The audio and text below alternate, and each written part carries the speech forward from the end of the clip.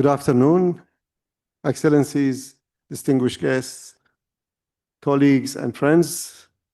I'd like to welcome you all to our today's event, whether those of you who are attending here physically and those who are joining us online for our lecture today on understanding the shifting dynamics of the U.S. energy policy and its global implications. U.S. energy policy, from investment to infrastructure to regulation and technology, shapes global dynamics and is closely watched worldwide. As a major producer, consumer, and innovator, the United States influences the broader energy system.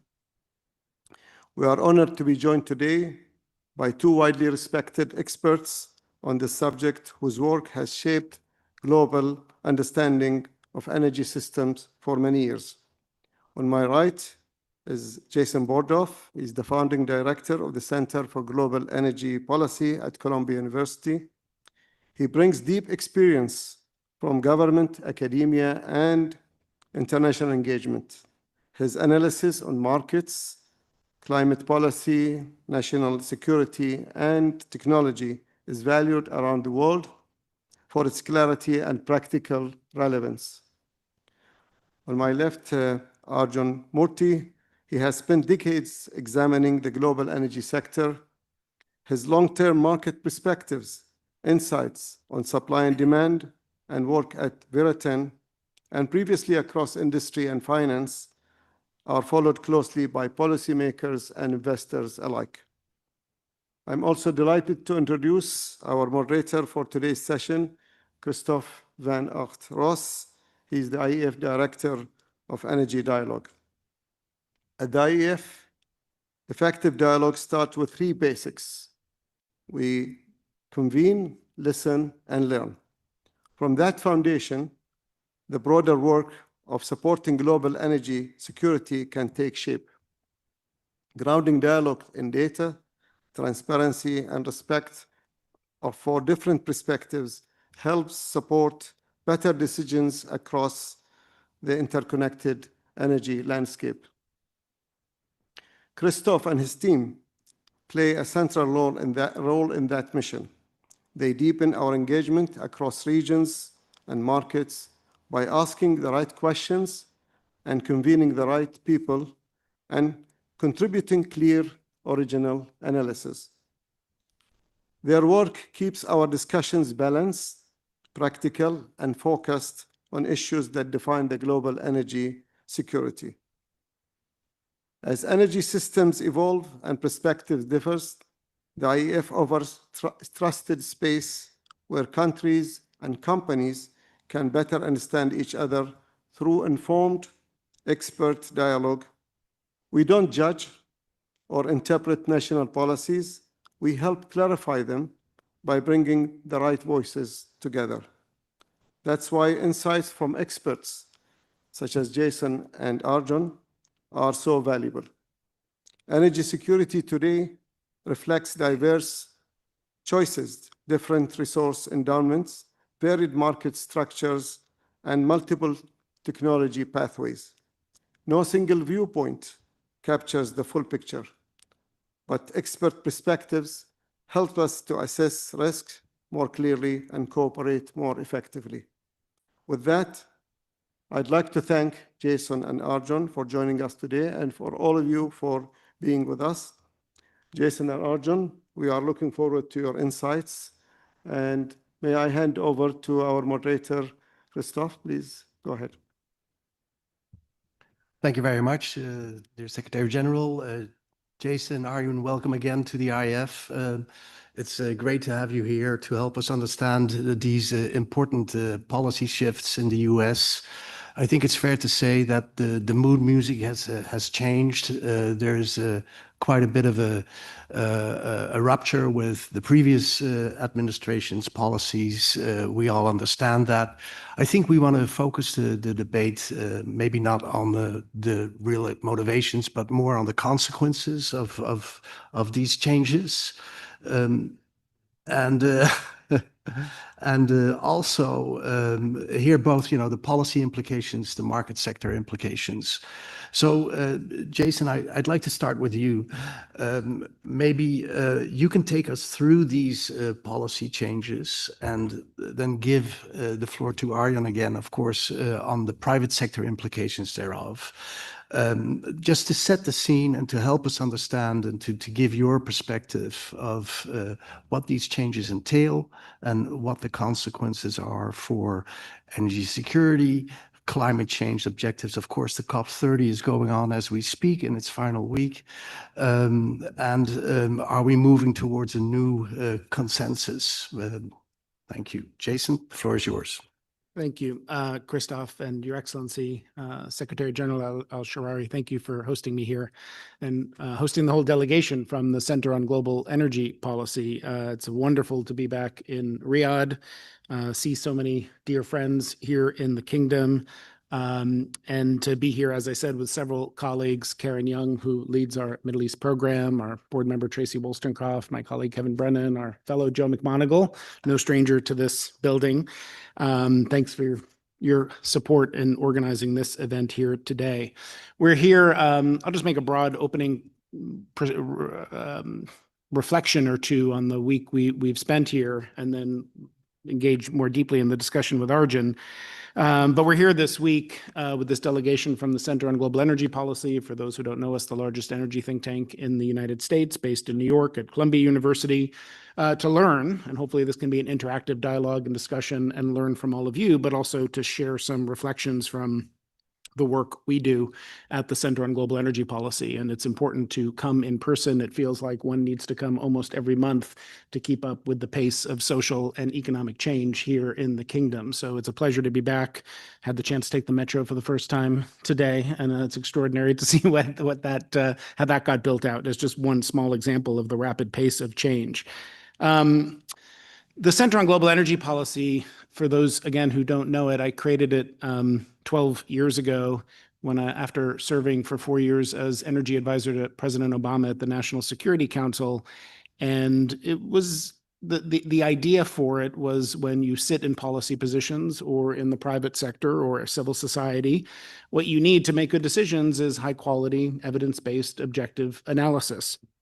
And I found that harder to find than it should be when it came to issues of energy and climate change. The issues of energy are so critically important to economic growth, to geopolitical stability, to, of course, environmental sustainability. And the conversation we're having about it globally, and certainly in the United States, I think Joe would agree with this, is so polarized, it's so driven by hyperbole, and that's getting worse, not better. So the work we try to do is to advance evidence-based and actionable solutions to our biggest energy challenges through research, education, and dialogue. And among the most important topics is the one we're here to talk about today, how the U.S. energy policy landscape is changing and what that means for the rest of the world, particularly for the relationship between the U.S. and the kingdom here in Saudi Arabia. I mean, we come together at an important week when climate negotiators are gathered in Brazil. In a year when emissions from fossil fuels will reach their highest level ever, and a 1.5 degree warming goal seems basically out of reach. And of course, when President Trump is meeting with the Crown Prince in Washington, recommitting to a very important bilateral relationship that goes back almost a century. And Ibn Saud and Franklin Delano Roosevelt meeting on Valentine's Day exactly 80 years ago on the USS Quincy. I think against that backdrop is the question you asked, Christoph, which is just sort of this moment that we're in where the world is experiencing sort of a reset in the conversation about energy security, energy affordability, and the energy transition. I think for much of the last half century, the IEF is a good example of this. The toolkit that policymakers developed to increase energy security was one premised on more cooperation, not less, more integrated global markets, not fewer, creating an integrated global oil market where market forces could help to move supplies around. The LNG market has increasingly moved in that direction. And for the last 20 or 30 years, I think there's been a bit of complacency where energy security, making sure people have reliable, secure, affordable sources of energy, at least in advanced economies, has been taken for granted to some extent. I think people lost sight of the historic focus on energy security through times of World War I, World War II, other periods of conflict. Today, all of those forces are being thrown into reverse. We're moving to a world that's more fragmented, more competitive, more fractured, with a host of risks that cut across both traditional hydrocarbon markets and also emerging clean energy sectors. If you're in Europe, if you're in the United States, the dominant role that China in particular plays in those clean energy supply chains is viewed as an increasing source of energy security risk. And so the question is, how do policymakers respond to that? And what actions do they put in place? And I think we're seeing that shift toward a much, again, we'll talk about where US policy swings from one extreme to another and how divisive it is. But there's some commonality, which is support for a much more ambitious and interventionist role of government in the energy sector, taking equity stakes in companies, subsidizing industries, using tools like tariffs to try to protect domestic markets and build more manufacturing capacity at home. Multilateralism is giving way, in many cases, to industrial strategy and to more economic nationalism. And I think energy markets and the energy transition are going to continue to be shaped by that energy security paradigm, by the rising focus on energy affordability. And the question will be how policymakers respond to delivering that affordable, securable, reliable, and hopefully sustainable energy in the future. So that's a pretty complex, rapidly changing landscape. It's why we get out of bed every morning and do the work we do at the Center on Global Energy Policy, trying to bring together expertise in geopolitics, international economics, in climate policy, and clean energy to help the world understand these issues better. And the only way we can understand them is by engaging in dialogues like this. So I'm really looking forward to the conversation and appreciate your helping organize this and inviting us. Thank you very much for this introduction. I think that's very clear. Energy prosperity, energy dominance, energy independence, all of this is part of the US narrative. I wanted to turn to you, Arjan, to get a bit of a private sector feel also on these changes. We see clearly that energy market abundance in both oil markets and coal markets and gas markets and renewables, I mean, reaches records every year. How is this a problem? Because for some, apparently, this would be a problem in terms of emissions or maybe even a more carbon-intensive future. So how do you see that production horizon on the medium term when, for instance, we look at US shale or US fossil fuel production? Or is the US at a disadvantage, particularly in new clean fuel technologies like green hydrogen, where maybe then China or Europe or this region will take over the lead? Well, thank you so much, Christoph, for the question. Your Excellency, thank you so much for inviting me here, Christoph, and to all the delegates. It's a real honor to be here today and to speak perhaps from the perspective of a markets participant. I spent my career on Wall Street, primarily at Goldman Sachs, now at Veritain, and I will apologize, I don't speak like a diplomat, so please accept my apologies in advance for my market-oriented style of talking.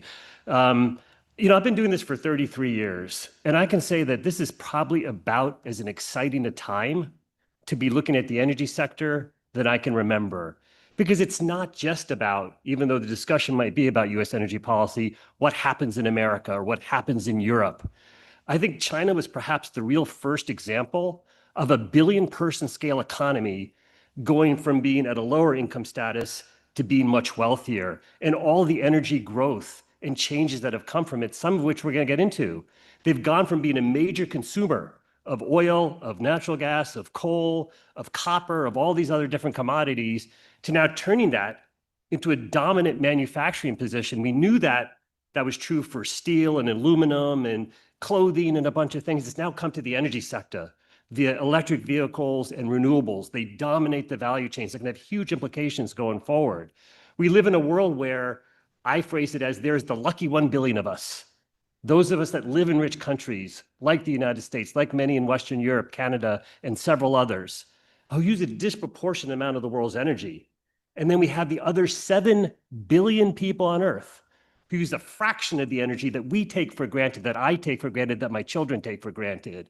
And how do we think about their right to self-determination and to driving their own energy usage? And China's answered that for themselves. Look at how successful China is. We're now seeing India inflect more positively. That's another 1.4 billion people. We've got 1.3 billion people in the rest of Southeast Asia also advancing economically. And I can say for the first time in my 33-year career covering oil markets, we're noticing positive revisions in oil demand from the continent of Africa. 54 or 55 countries, they are finally bubbling up.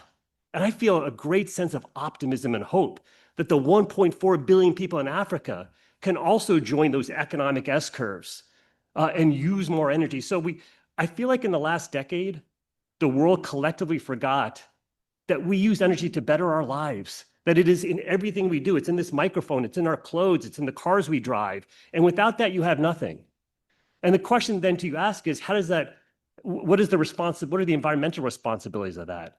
Let's not forget, when you're a wealthier country, you have cleaner air and cleaner water. It's not even a close call. It's 100% positively correlated. But there are challenges with biodiversity and carbon emissions.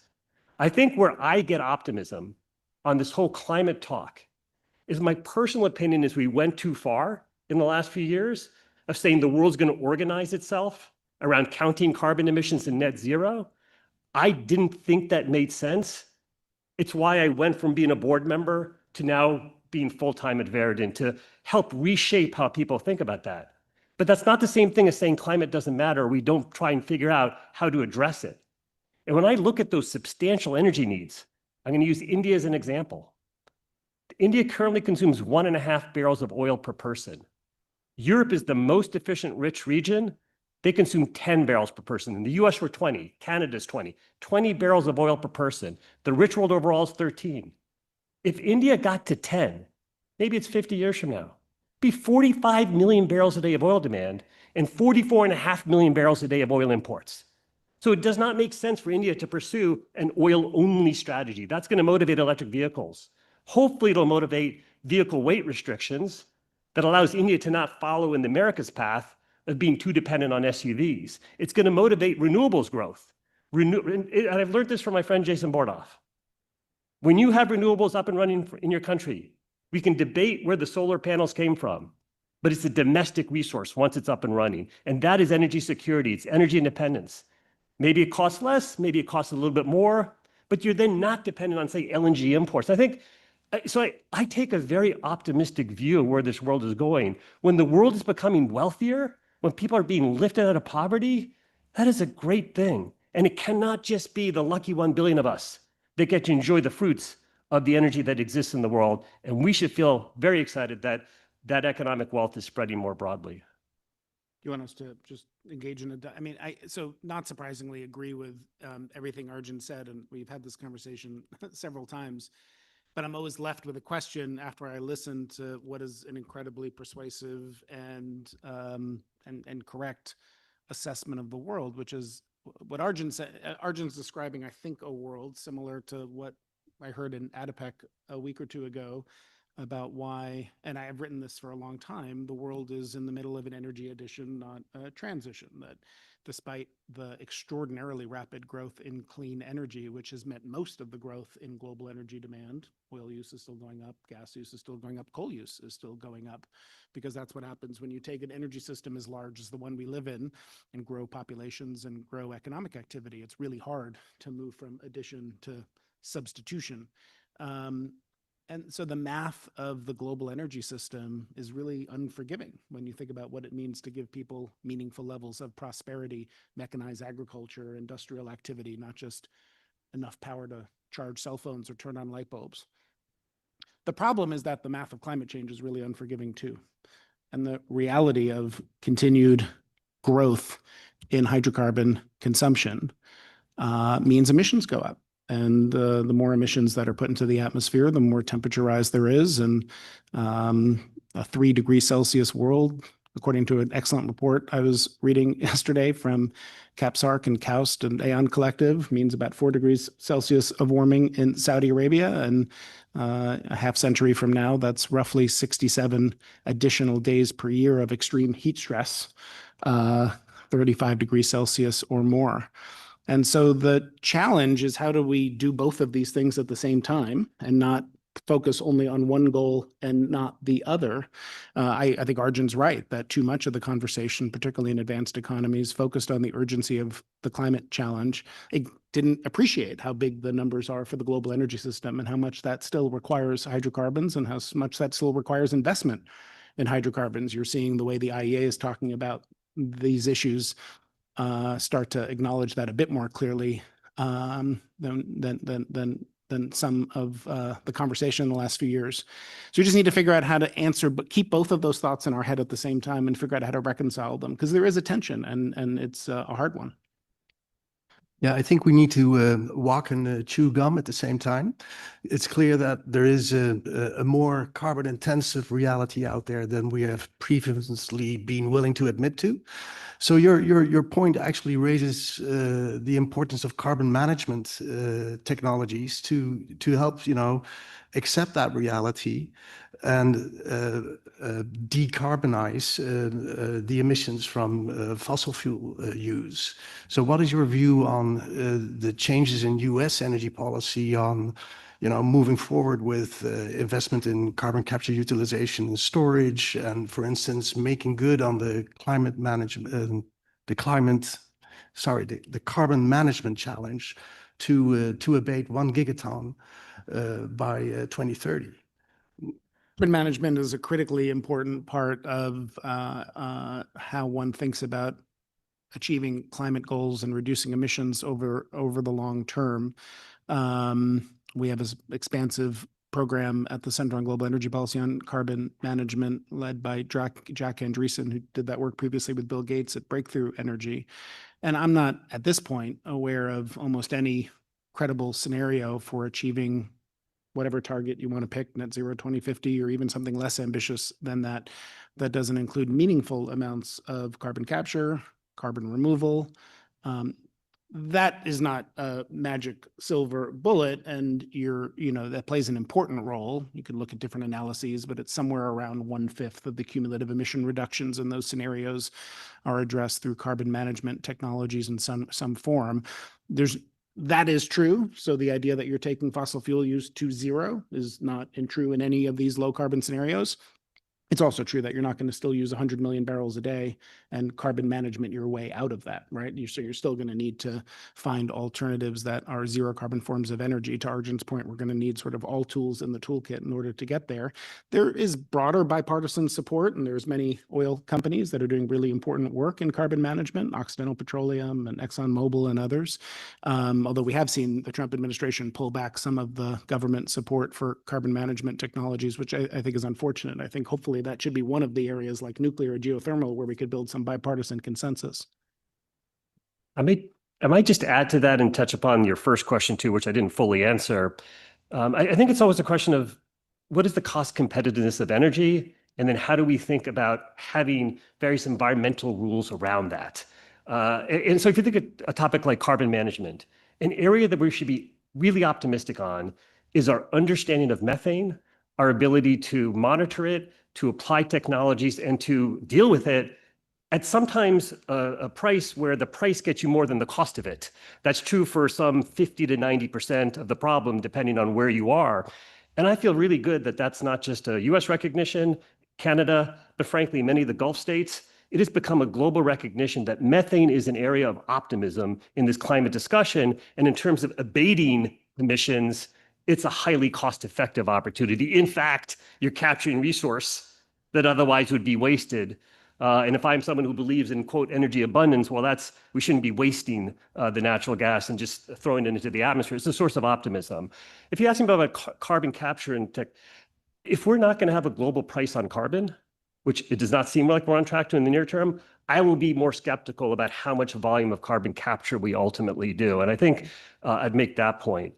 I think in terms of US energy policy more broadly, I appreciate how much US presidential rhetoric gets vocalized around the world. And I want to just make a point from a market standpoint of where it's relevant and where it's not relevant. So if you look at US energy statistics, over the long run, you cannot tell who is president if you look at crude oil production, natural gas production, LNG supply or exports, coal production, or any other production for that matter.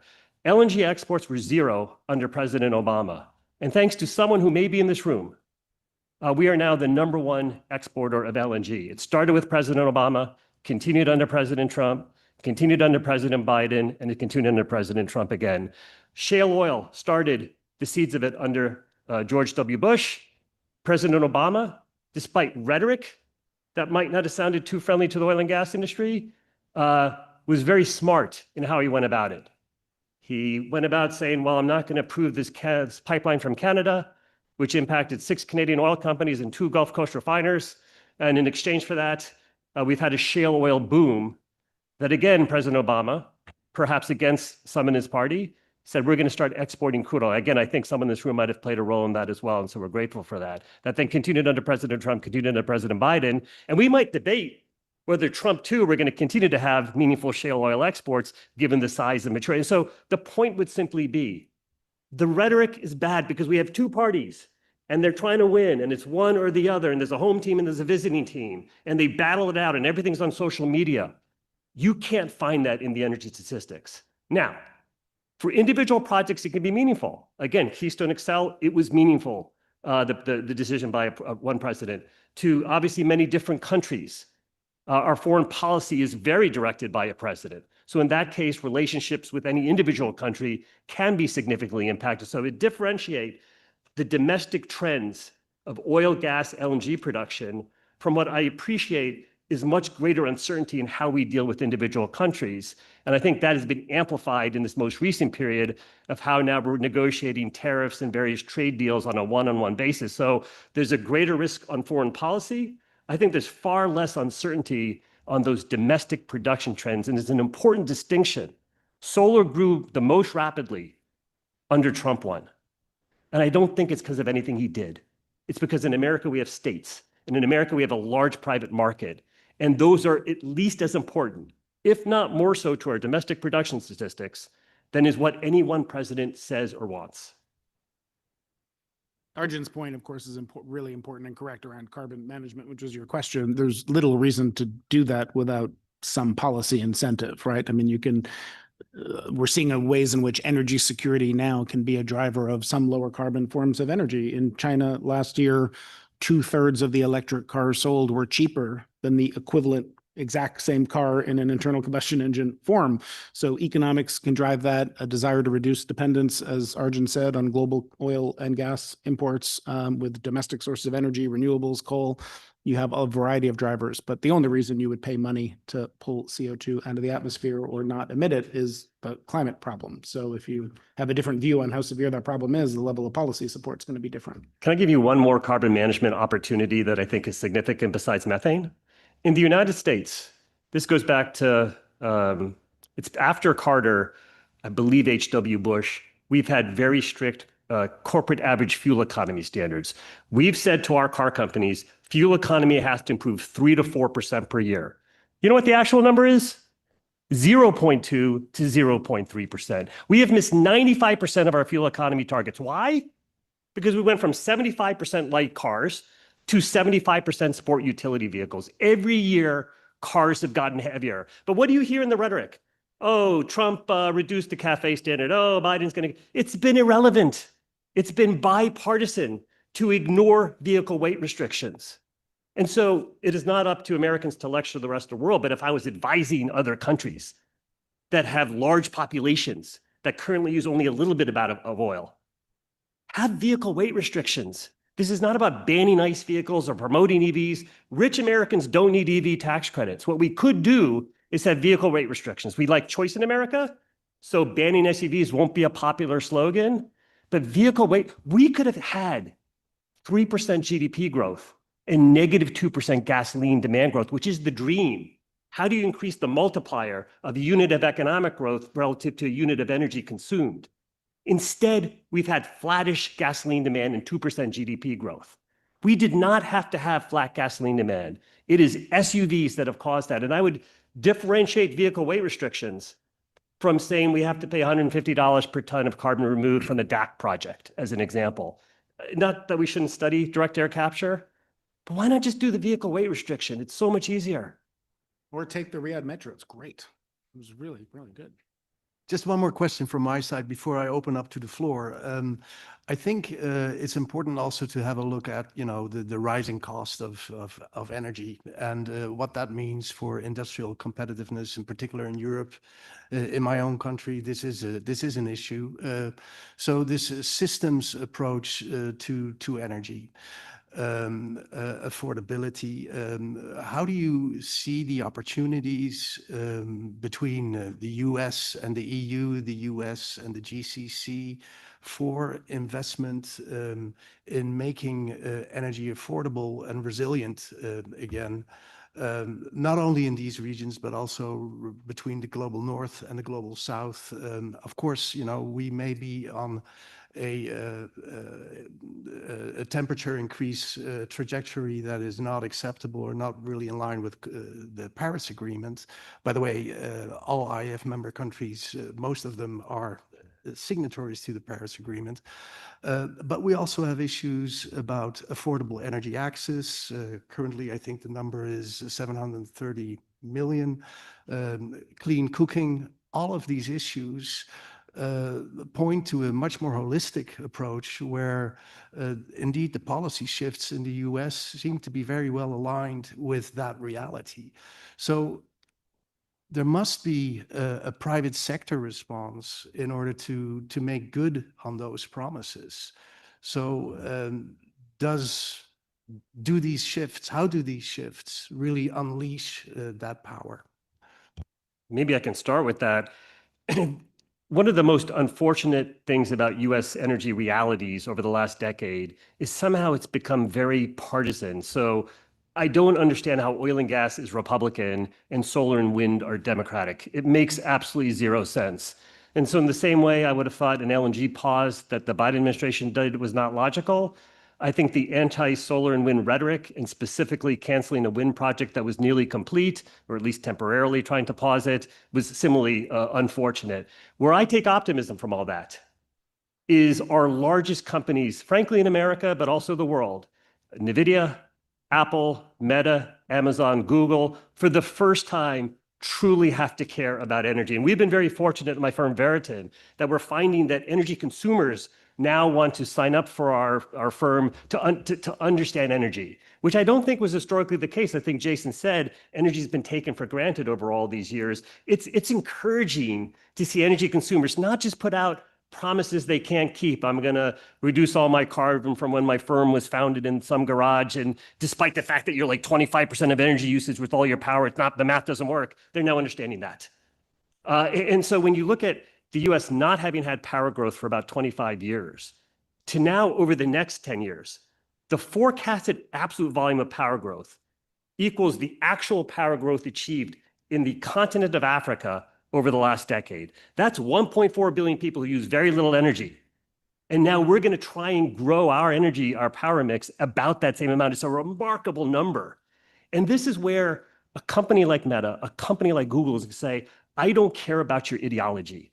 I don't care that you like this and you like that. How can I help support nuclear? Solar right now, we've got a good value chain to bring it online. Let's do it. How do we ensure the grid is stable if we're going to add solar? It's disappointing that the federal government doesn't try and help those solutions. But this is where I think individual states and private markets are going to say, okay, how do we load shift? How do we do DERs as an example to, at least in the short term, add more utilization to our existing installed base? Some of you say you don't like natural gas. Maybe it's a coastal state that doesn't like it. Well, you know what? We're going to build a data center to your community, and we need natural gas because we need 24/7 power. And so, you know, I believe the tech sector can help break down some of the divisiveness about energy sources, which really hold no logic. And one of the things that's really been remarkable about going around this region, here in Saudi Arabia, where it's really a great honor and a pleasure to be in, as well as some of your neighboring countries, is that kind of divisiveness. I don't hear it here. I hear, okay, we have a lot of oil perhaps, but we also have a lot of consumption of oil. How do we do gas and renewables to help offset that? Maybe that'll lead to higher oil exports, or maybe we'll just improve our power availability. Maybe it will help us reduce our emissions. Whatever the reasons are, it's a very logical based approach to energy development. We could use more of what is done in this region, and specifically in this country, in America. And while that we may not get that from our presidential leadership, maybe we can get it from our technology companies. Yeah, the point you're raising is a really important one. We're seeing it now. I wrote an op-ed in the New York Times 5 years ago with my friend Megan O'Sullivan, who I do most of my writing with, and it made the point that if energy security, affordability, or reliability suffer in the course of pursuing an energy transition, support for the transition is the first thing that's going to evaporate. And I think you're seeing that now across many parts of Europe, across parts of the United States. People are going to prioritize energy security and affordability. And energy security increasingly, as we said earlier, had been taken for granted in today's new world of competition and fragmentation, concentration of production for clean energy supply chains, particularly in China. That is becoming more and more of a driving factor. And you're seeing that in Europe, where after Russia's invasion of Ukraine, that's changed the conversation in Europe about energy security. And so there's much more conversation now about the Draghi report, how high energy prices are, trying to reduce dependence on imported oil and gas, trying to electrify more, produce more of that electricity from domestic sources, like geothermal, nuclear, renewables. For some other parts of the world, energy security is going to mean more electrification and more coal. If you're in Indonesia, that's your domestic abundant source. The United States, the Trump administration has said, we're the largest oil and gas producer in the world. Why we're importing all this clean energy technology and EVs and batteries from China, energy security comes from domestic production. I'm not sure I totally agree with that, as Megan and I wrote in Foreign Affairs recently. But energy security will be an important driver.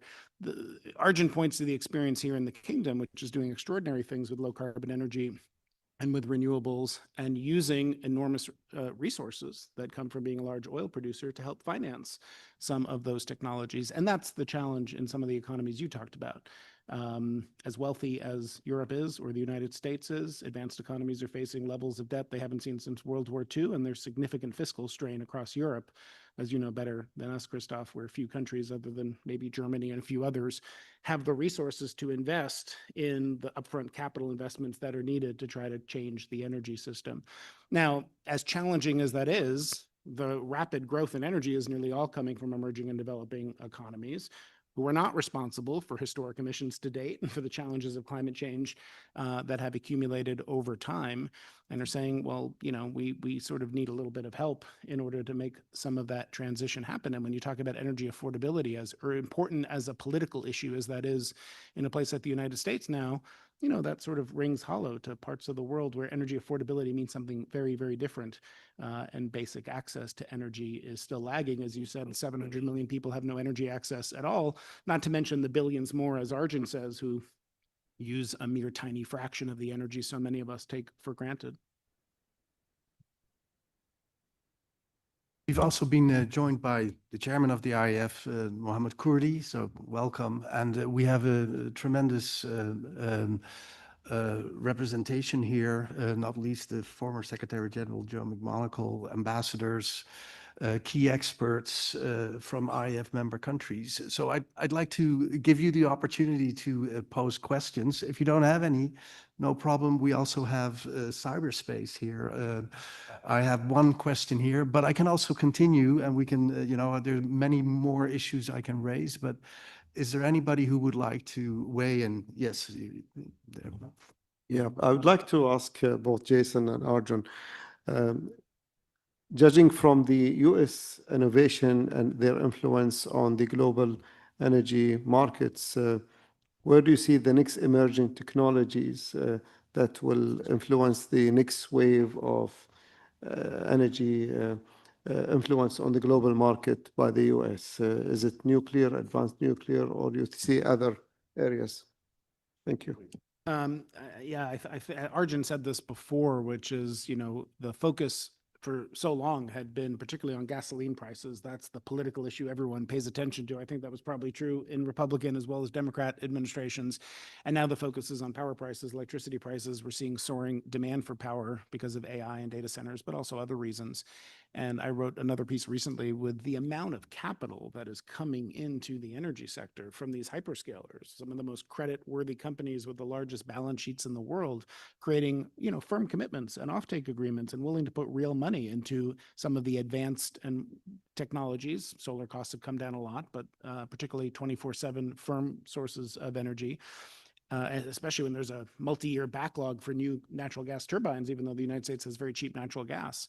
That makes me pretty optimistic about both the amount of capital coming in and also just the amount of innovation, the number of startups, the number of shots being taken on goal from innovative entrepreneurs in advanced nuclear technology, including SMRs, but also other forms of advanced technology. In energy storage, I think extraordinary things are happening. We've seen that already with some breakthroughs in enhanced geothermal technology in the United States. I'm hesitant to say this, but the idea that there really could be fusion breakthroughs is no longer like science fiction. I mean, it's quite extraordinary what some of those companies are doing. So I don't know whether to bet a lot of my own money on it or not. But even fusion has which would be a complete game changer for how the world thought about access to cheap, very, very cheap zero carbon energy. I think all of those are very exciting. I think I'd echo a lot of those points. And if we focus on U.S. innovation in the U.S. specifically, if U.S. power demand is now on track to grow 2.6%, about 40% of that is driven by data centers. A source of new technology it's going to have to happen is these chips become more energy efficient. And I think the significant power and compute needs of AI and robotics and all the things yet to come, that is going to be a huge source of lowering ultimately that growth rate of power from whatever it is today, because we are not on track to meet that level of aggregate power growth. I think there's I think we have to be humble that there's no one answer. And I think it was one of the challenges of the last 5 years that it's just a matter of policy or just a matter of political will. If we could just stop this evil lobbying group, it'd solve all the problems. And I think we have to be humble that the answer is different for every region of America and every region of the world. So something like green hydrogen, if you're in Chile or Saudi Arabia, I can understand how it makes sense. I'm going to be skeptical that it makes sense in large parts of the America if you to truly have renewable sourced hydrogen and have that be competitive. So it depends on where you are. I think enhanced geothermal is one of those clean, firm technologies, if I can use that phrase, that is something we're spending a lot of time on at Veriton and some of our companies. And I am hopeful on nuclear. I think it's less about technology there than how do you have an investment and regulatory framework that can allow a scaling up on nuclear at a time frame and a cost that has not been the experience in the United States. And that, again, I think there's a lot for the United States to learn from other parts of the world. In this case, we'd be learning, I believe, mostly from China and South Korea as examples of countries that have done a better job advancing nuclear than at least the reported cost experience, say, in the United States. That is an example where I am a markets person, generally kind of a business person, generally less governments viewed better. But when it comes to nuclear, this is where the federal and state governments, this is where policy, I think, can make a huge difference. And there are areas of bipartisan cooperation. It may not always feel like it, but how the U.S. can be competitive with the dominant Chinese manufacturing sector is one area of bipartisanship. And I think nuclear is another area of bipartisanship. And I hope between the two parties, those areas they can figure out. This week, the government role in nuclear with the agreement signed in Washington between the U.S. and the Kingdom. More questions from the floor. Joe, please. Jason, it's great to welcome you to Saudi Arabia. Many of you may know I'm a distinguished visiting fellow at Columbia, but the real story is in January, Jason called me up and said, I think you need a job, so I've got one for you. But it took Jazim to get you to come to the IEF. I spent 4 years trying to get Jason and the team to come, but they finally made it, and we're very happy.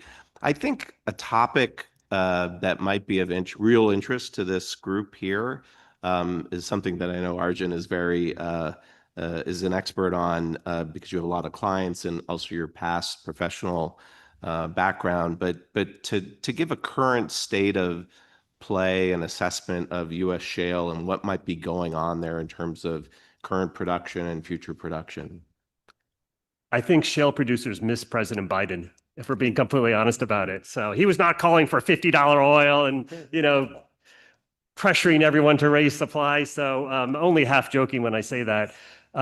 This is a great example where geology and market dynamics and macro forces are far in excess of what the rhetoric is from either party. Drill, baby, drill is an enjoyable and fun slogan. It doesn't actually mean anything. It is going to be the price of oil. It's going to be the demand for oil that drives the actions of individual companies, their outlook for returns on capital, all these kind of things.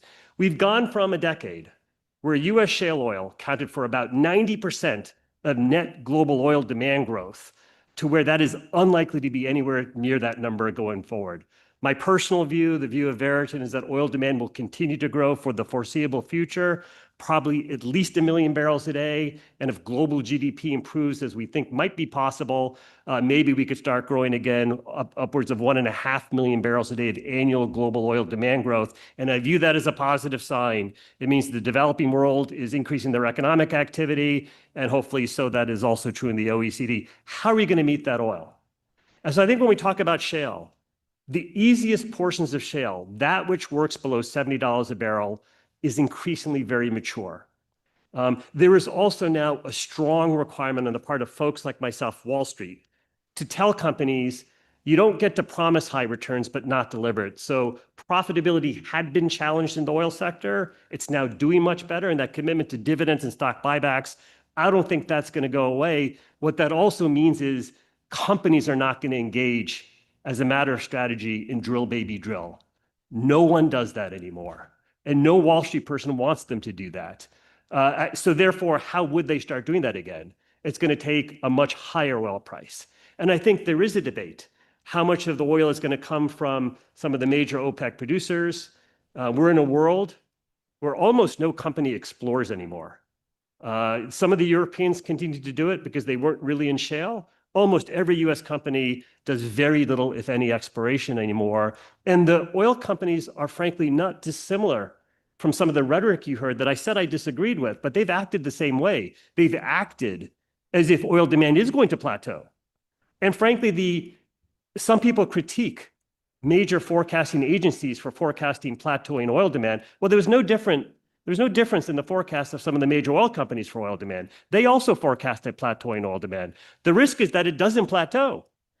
Now, I don't want you to confuse this with oil prices are definitely going to go higher. We'll have to see. There's lots of factors involved with that. But I think there is going to be a need to figure out how much is going to come from some of the traditional OPEC countries, how much is going to come from places like Canada.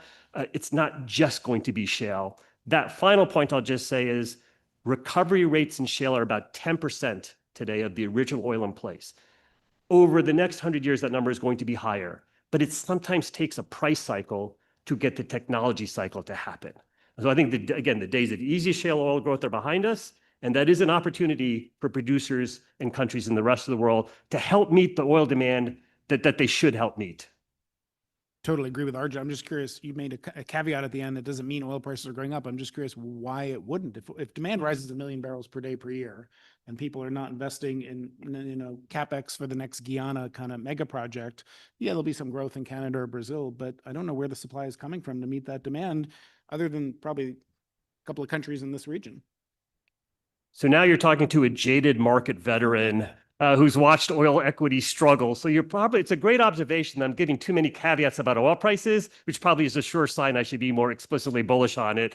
And I think in all seriousness, there's a lot of debate right now on how much oil demand is growing.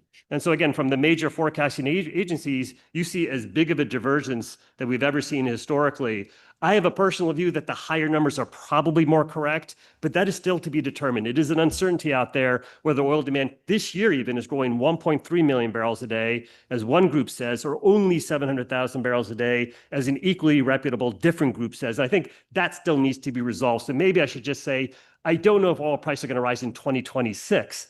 But if you were to tell me the next 10 years, are we going to have a major oil upcycle? Absolutely. And then we can just debate exactly which year it is. I think what we're hearing is two things. Transitions in general will always look different as we move forward in time or change perspective. And the other thing is indeed, we're going to get energy demand wrong all the time. And artificial intelligence, technology breakthroughs, incredibly difficult to predict, demonstrate that, because indeed the demand surge from data centers is phenomenal. And then we're not even looking at the mega trends, demographics, urbanization, growth, aspirations to, improve living standards in the global south. A bit of a misnomer, but still, these will drive energy policies forward rather than the other way around. So I have a few more questions from the internet, but I'm just looking here if there's anybody who wants to. Yes, please. Thank you very much. My name is, I am Dr. Abdulaziz Al-Mathami, a researcher on nuclear energy. I would like in the beginning to thank His Excellency, Mr. Jassim, for putting this together. So my question is, it's also about nuclear. So we are seeing like in the world these days, a lot of countries going toward nuclear. China has almost like 14 nuclear power plants under construction, Bangladesh, Turkey, Egypt. And the United States didn't build any nuclear power plants for a long time. And that's, I would say, it's going to be a lack of experience in nuclear energy. And one of the reasons of that is the policy, nuclear policy in the United States. And I remember President Trump talked about this, about NRC, which is a Nuclear Regulatory Commission, how they make the process too long, which would make the investors to look to the other way, because that's going to cost them a lot of money and time. So how is nuclear policy shifting in the United States these days? Thank you. Yeah, it's a great observation, and you're right. I mean, I think nuclear policy is shifting in part just because there's a growing recognition of the importance of nuclear energy, both for lower carbon goals and also to meet rising power demand. I think there's growing consensus on both sides of the aisle that nuclear needs support, and there's sort of new forces that are driving that. For some in the environmental movement, it's a recognition that solar and wind can't do all the work, and we need a lot of tools in the toolkit. So environmental groups that have been opposed to nuclear for a long time are starting to change positions.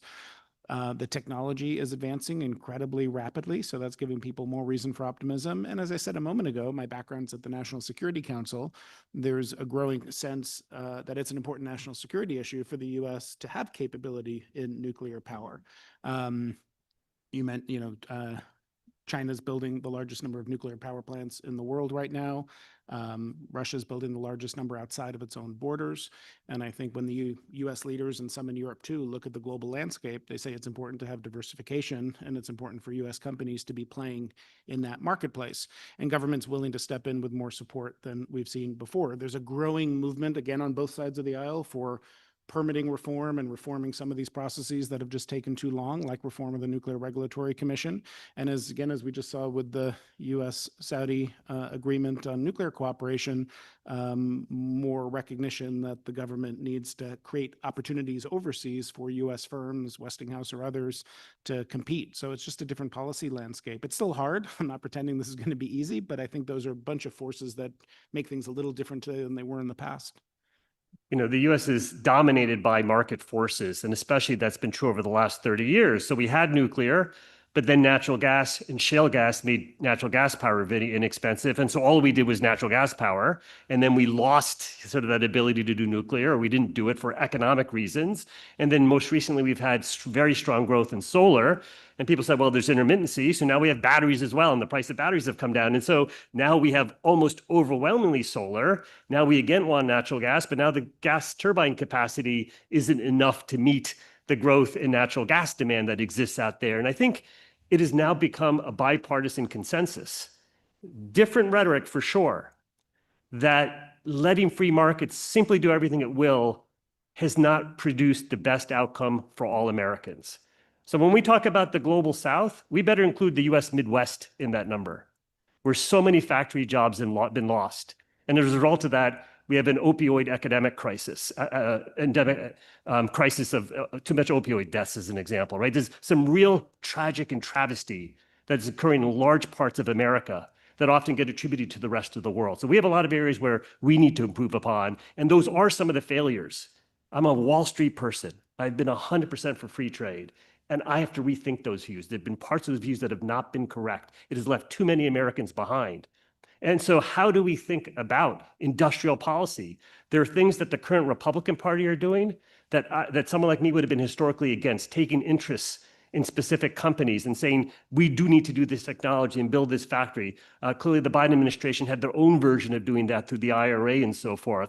And nuclear fits that bill.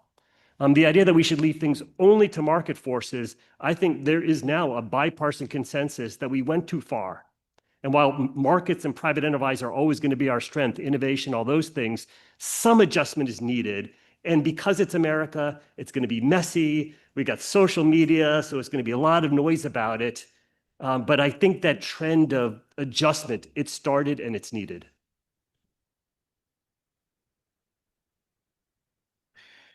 Thank you, Your Excellency, for having such a great meeting. Thank you to the speakers for putting in such a brilliant discussion.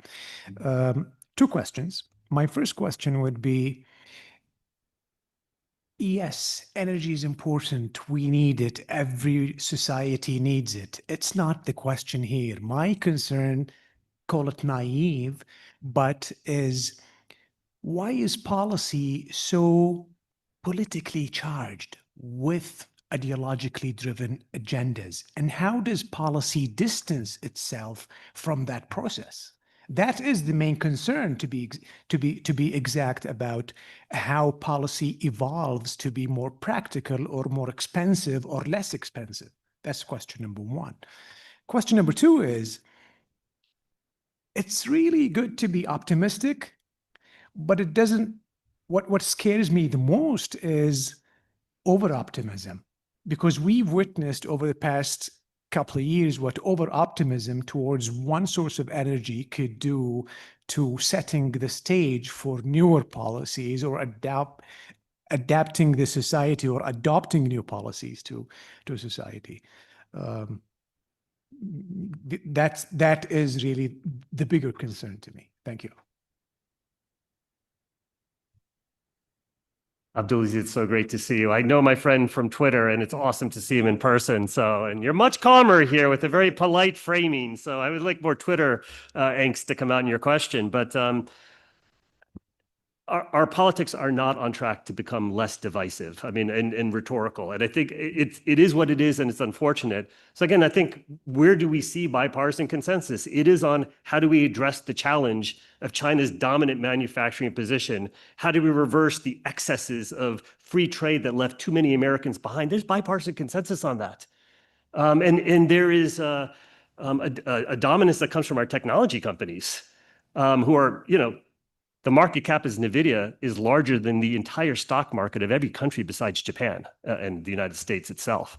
That's a remarkable strength that our technology companies have. And I actually will say again, I think they are, to me, going to be the source of optimism on energy specifically, because they are going to then search for that optimal solution. And they're not going to want to put all their eggs in only solar and batteries or only natural gas or only nuclear.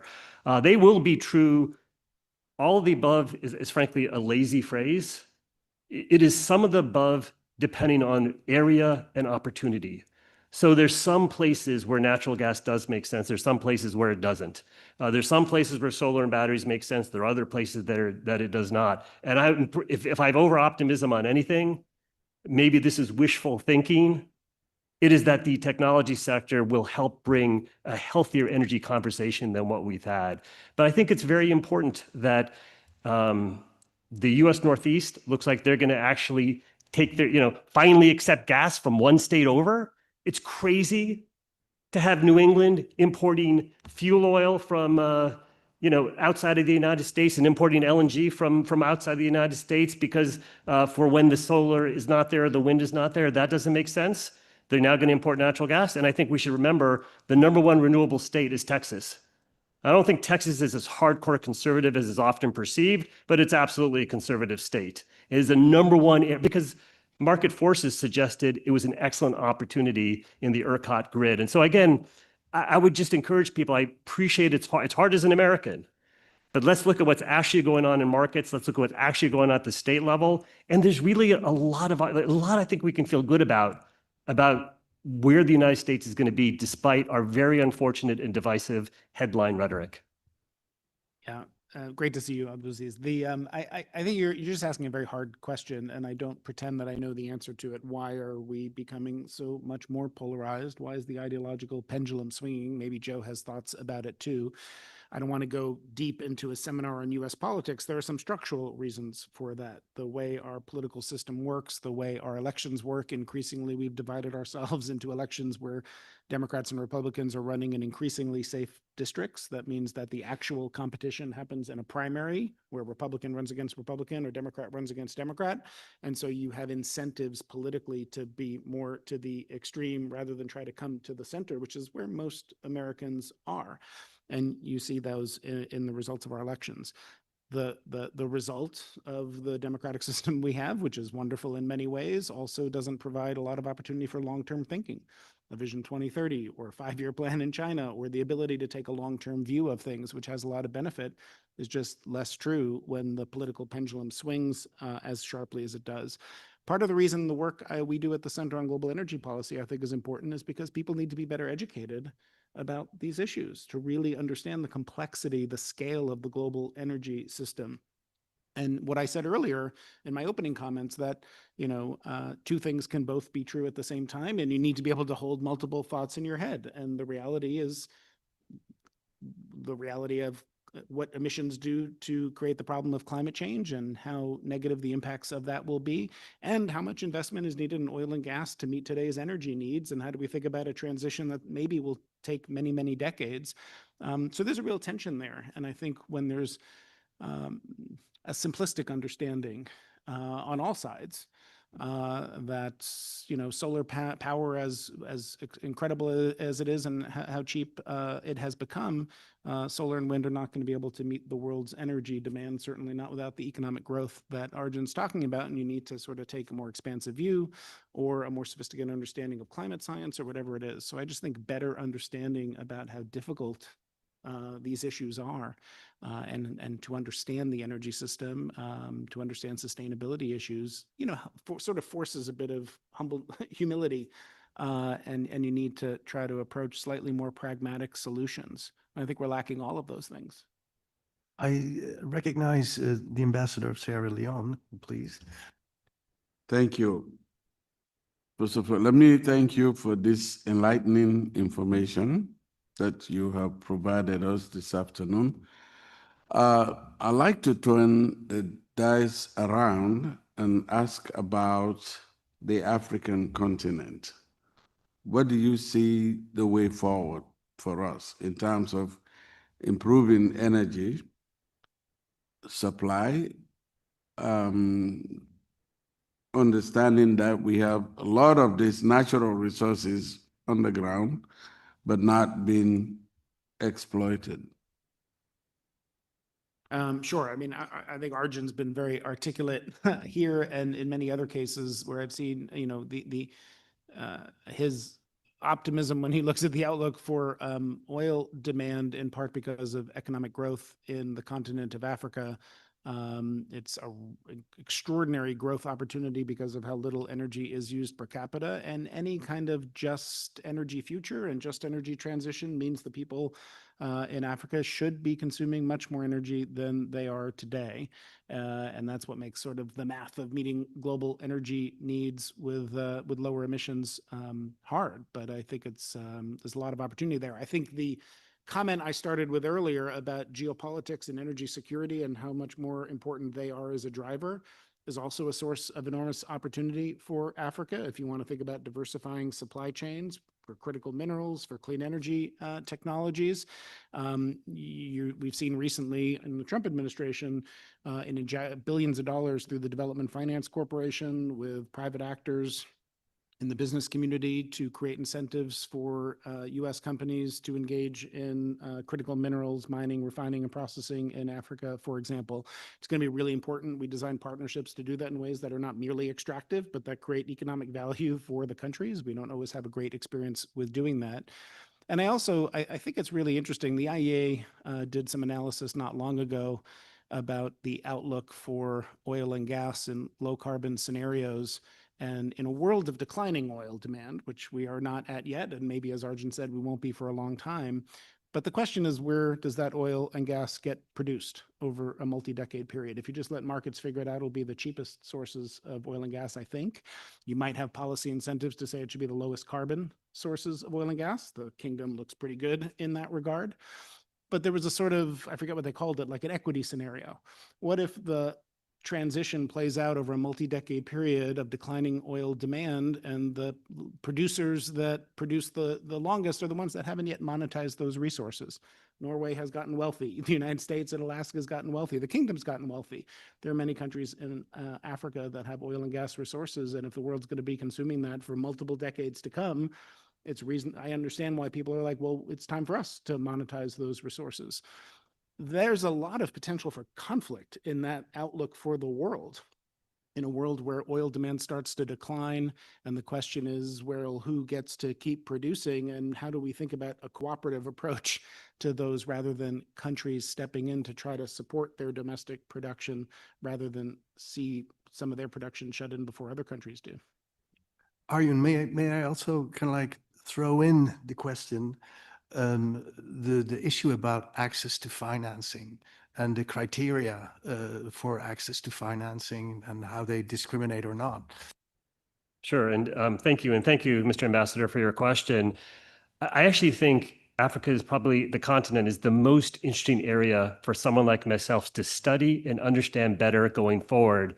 I will have some regrets for not having done that historically in my career, but as a markets person, there has not been the need until right now to better understand what the opportunities are. We've only understood Africa from the notion of there's some countries that had large oil production and what was the outlook for that. I think we're now shifting to still trying to understand that, but to actually understand the demand opportunities, the economic growth opportunities that, again, we're starting to see bubble up in the statistics.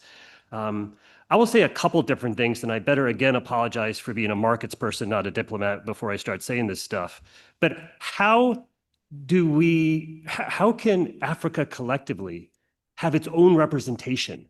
What are the institutions that support your interests as a region, as a country, that are your interests, not the interests of the rich Western world or East Asia or other places? And I'm not saying we should get rid of the current institutions in the world, but why would the developing world, especially in a continent like Africa, not figure out its own institutions that represent it, not being told you don't get to have one natural gas pipeline because we have some view on climate? How do we raise their visibility? How do we make them more part of the discussion? How do you have self-determination? What gets me excited about China is they're going to do what's in their interests. What gets me excited about India is they're going to do what's in their interests. I believe that's true of the kingdom. I believe that's true of the neighboring countries. I don't know enough to know how true that is or is not for various African countries. How can it not be dependent on external financing? What is the motivation to some degree to bring in companies that might have expertise and can help, but to ensure that we're also figuring out how do we have economic, what are the countries that have better policies in place where we can feel confident in multi-decade economic growth like we believe is true for India previously and currently for China as an example. So I think there's still a lot to do there. I'm going to say it again. It is the area that I feel I've least understood or spent the time studying in my 33-year career, and is the area I want to spend the most time on going forward. You know, Africa post-independence, you can basically say we have the tail of the dog, not its head. We had our so-called political independence, but never economic independence. We produce most of the natural resources in the world, but yet we do not have the mechanism to control the prices. So that's the background Africa is today. And I appreciate you looking into it, Professor Murty. And I studied a little bit, read a little bit about your involvement in Colombia, and very telling. Thank you. Thank you, sir. I honestly, when I looked at it, I was shocked. Africa produces as a continent 7 million barrels a day of oil. The domestic consumption is 4.5 million barrels a day. I was outraged when I aggregated those statistics, and shame on me for not having recognized that earlier. And then the question is, what do you do about the outlook going forward? Again, for the first time in my career, we're starting to see positive demand revisions. That is a good sign. Yes, I think if there are no more questions, I do have a few questions from the internet, the global community listening in. One of these questions follows up on the discussion, and this is about the export of US energy technologies, in particular, for instance, shale technologies, horizontal drilling, fracturing. Is that something that is going to be exported more to indeed unleash this energy prosperity and increase liquids production? The question is from Anonymous. Please. I love Anonymous. Not as good as you, Abdulaziz, but Anonymous is a very good Twitter account. Why did shale develop in the US? Is it because we had the best rocks? We had very good rocks. Is it because we had the lowest cost production? No, we definitely did not. It was the entirety of the American system: private land ownership, private mineral rights ownership, the ability for individual landowners to get rich off the oil. It was not the federal government. They received a royalty or a tax. States received royalties and taxes. Local communities received royalties and taxes. The aggregate economy benefited. And so it drove 0 to 9 million barrels a day of production in a crazy short amount of time. Our shale gas, we went from 0 LNG exports in 2015 to surpassing Qatar in 2023 to be the #1 world's LNG exporter. That is the entirety of the American system that allowed for that sort of miracle. So for all the challenges we face, and we face many, that was not one of them. And that is sort of the strength and the challenge of the American system. It has come with some pollution now, methane emissions being one of them, that need to be addressed. So it is not all sunshine and roses. There's some challenges we need to address as well. I was therefore similarly skeptical, since all those conditions don't exist in the rest of the world, that we were going to do shale oil in other countries. An area where there's a lot of opportunity is in the Paris Basin. The problem with the Paris Basin is that I now need to make sure I'm polite here, is that I will say the conditions don't exist. Well, I'm going to be really polite here. The conditions don't exist for that oil to likely get developed on any sort of timely basis, if I'm being pragmatic about it. But I think that's changing some other areas. We've seen Argentina now grow to be a meaningful shale oil producer. I think in this part of the world, I'm encouraged by some signs that it's getting a fresh look. They're bringing in some Western expertise, some American E&P companies. I'm actually somewhat optimistic that within this region, you're going to see some shale oil growth. So it's starting to spread.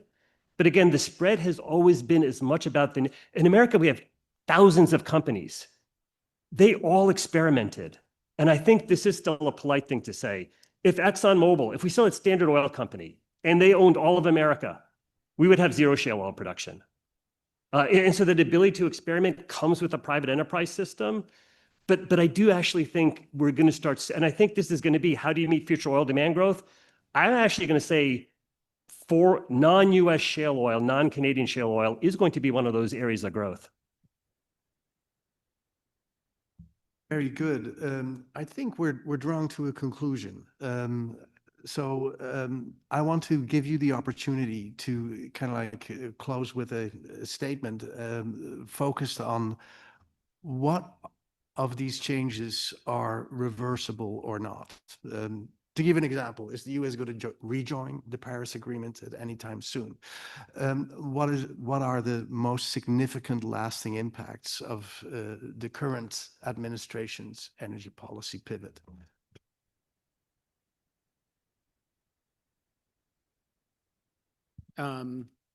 Yeah, look, I wouldn't have spent a career serving in government positions or built a center with the word policy in its name if I didn't think policy mattered. So policy does matter. And the outlook for clean energy growth in the US today is diminished somewhat from what it was before. It's not zero by any means because of the market forces that Arjun talked about and the business forces. But policy matters. Before Trump was elected, I said, and I think this has been true, that the biggest impact on the energy sector and on the energy transition might come not from energy policy, but from other policy, international economic policy, sanctions and tariffs and international cooperation and multilateral agreements. And I think that is where I think some of the longest lasting consequences might be. We've talked about a lot of issues today, how to work more closely with the continent of Africa, how to diversify supply chains. That requires international agreement. You asked about the export of US technology or US oil and gas itself. And in order for countries to have confidence in the United States as a partner, you need to know that there's some stability there and that the dependence on the United States won't be weaponized, won't be used for coercive purposes, as Megan and I wrote about in Foreign Affairs. And the last thing I'll say is I do worry that the pendulum is swinging more sharply and things are becoming more polarized. So I do think things will swing back, and we'll have, if Democrats come in, potentially more restrictive oil and gas policies, more support. I do think the U.S. would rejoin the Paris Agreement or whatever. Certainly if Democrats were in the White House, COP would look very different than it does today. I think that's one last thought that I would leave, because I think everything Arjun said is right. I think the outlook, this moment of reset and pragmatism we're in, people are thinking differently about the reality that the world still needs a lot of oil and gas and a lot of investment, even as the reality of increasing emissions and climate impacts is also true. And that helps to explain, what the outlook may be, say, for the new current policy scenario from the IEA and why oil demand will be higher in 2030 than some people thought, or 2035. I think when you look further out and look at estimates like 2050, it's, you can draw a straight line, but you also want to think about what are the unexpected sort of tipping points? What are the non-linear changes that might occur? Some of those will occur in energy markets, some will occur in national security. I think the history of environmentalism is that they occur in environmental movements as well. And in order to believe that the current path is going to continue, emissions will go up for decades to come, you also need to believe that in the year 2050 or whenever, the world's going to be as complacent with the impacts of climate change as it is today. And I don't think that can be true. My friend Spencer Dale, who just is leaving his role as chief economist of the BP, sort of put it with the famous American economist Herbert Stein, who's had coined Stein's law. If something cannot go on forever, it will stop. That sort of has to be true with what's happening now in terms of CO2 emissions. And I think that's the history of environmentalism in the United States. There's a great book by the American historian Douglas Brinkley about American environmentalism over time, when it created smog in Los Angeles and polluted many of the waterways and polluted the air. And it kind of plodded along with not much changing until it all changed overnight in the early 1970s. And I think that's a lesson for how the pendulum will swing back, in my view, with the sense of urgency to do something more about the problem of climate change. What that means we can talk about. And I just think countries and companies need to be ready for that pendulum to swing back. I don't know exactly when that will be, at some point. Maybe I'll give this final comment along the lines of what Jason did say. I think first, in terms of what's permanent and what's not, so far, as best as I can tell, every action, Jason, correct me if I'm wrong, has been done with executive action, which means it's specifically not permanent. In the United States, for things to be lasting, it needs to be through legislation. And that is just not something we've seen. Ideally bipartisan, but at least partisan as so long as it passes. And everything that has been done has been through executive action. I've already said that there's a durability to our trends within the US that's more a function of the states and businesses as opposed to what the federal government rhetoric is. But I think what the US president or administration does impact is foreign policy. So I think some of those actions are, you can reverse the specific action, but perhaps there'll be a doubt or an uncertainty on the part of countries going forward about how permanent that new change is, even if it's, quote, something they deem favorable. So I think that's something that I think as Americans, you do have to travel the rest of the world to be reminded of that reality, that we are a very large and important country still. I think we sometimes underestimate how important we are. We focus internally on our own issues and challenges, and we probably underappreciate the impacts it has on the rest of the world. So that's why I was excited to join Jason Trips here. I think as far as climate change goes, and here I'm going to have a slightly different take than Jason, I don't view it as the same thing as smog. Because there's a particular particulate that you can just say, let's put a catalytic converter or let's have CARB-2 gasoline, and we can specifically deal with smog, where the nature of climate change is specific events are disparate. And so while we can all read about them on social media, they don't necessarily impact your community in a continuous way so I don't view, I will be more skeptical and I could be wrong, that there'll be an environmental movement akin to what happened in the 70s, where lakes were on fire and we clearly needed to clean up our pollution. But that's not the same thing as saying we won't address our emissions. So what is permanent? Despite the fact that President Trump is in power, companies don't publicly tout it as much, but I'm not aware of a single large oil company that has changed their methane net zero objectives. And in fact, many of them have moved forward the years by which they're doing that as one example. And I think companies more broadly are in some respects, using less carbon is being more energy efficient. You lower your cost structure. Solar and batteries are competitive in a lot of different areas.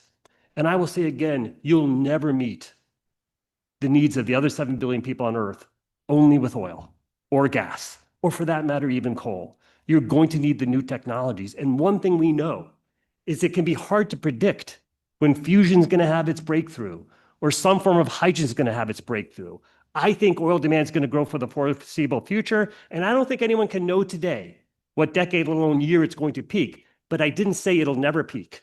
I didn't say it'll never decline. And in fact, it's going to be the motivation of countries like India and other areas that are going to say, I don't want to have 44.5 million barrels a day of oil imports. I darn well am going to try and figure out other solutions.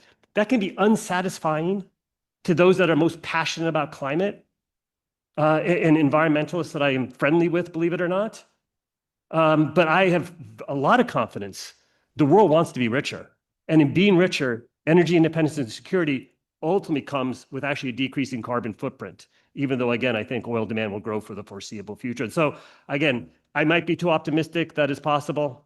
It may be unsatisfying that I don't have a specific plan for how carbon emissions are going to go to net zero, but I think that's been the problem. We've pretended we've had a plan. We've pretended it was just a matter of global will. And I will say that it will be the reason we use energy. We all use energy to better our lives. That will be the motivation to develop new technologies that will ultimately de facto be low carbon, if not zero carbon in nature. So I do think we'll solve our climate challenges. I'm just going to get there differently than the professor here. Thank you very much. I think that's a perfect wrap up for our discussion and our dialogue here today. Thank you for allowing us to kick the tires of U.S. energy policy and look closer under the hood. I think we've learned a lot.